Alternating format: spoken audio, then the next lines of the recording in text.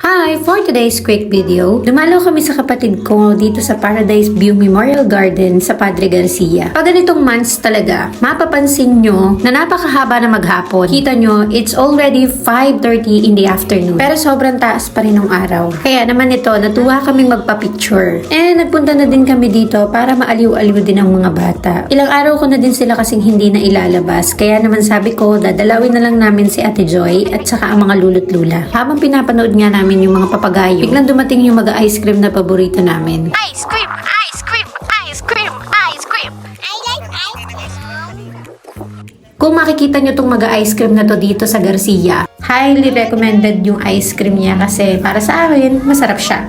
Pagkatapos nga nilang kumain ng ice cream, nag-decide ako na maglakad-lakad kami kasi hindi na ganun kainit. Nanguha sila ng ganitong bulaklak para ibibigay daw kay ate. And then mga 6 PM, nag-decide kami na pumunta na dito sa Oyamoto para kumain ng dinner. Hindi na ako masyado nakapag-video nung habang umu-order kami kasi gusto ng mga bata na lumabas. Bali, ang in-order ko is wonton kutsu ramen and para kay Oma is 1 seafood ramen. Sabi ko sa Oma, hindi na kami o-order ng madami kasi feeling ko busog pa rin ako doon sa kinain naming halo-halo nung bago kami umalis ng bahay. And baka takaw tingin na naman kami, hindi naman namin maubos yung mga pagkain. By the way, this is located at Magtibay Street, Rosario, Batangas. Check nyo lang yung name nila, meron silang Facebook page. Very recommendable ko tong Oyamato kasi marirate ko siya ng 10 out of 10. And bukod doon is very affordable siya. Isa talaga to sa binabalik-balikan naming ramen. Nag-order nga ang mga bata nitong Sakura iced tea. And after ubusin nila to, nag-bill out lang ako and then we decided to go home na. Yan lang!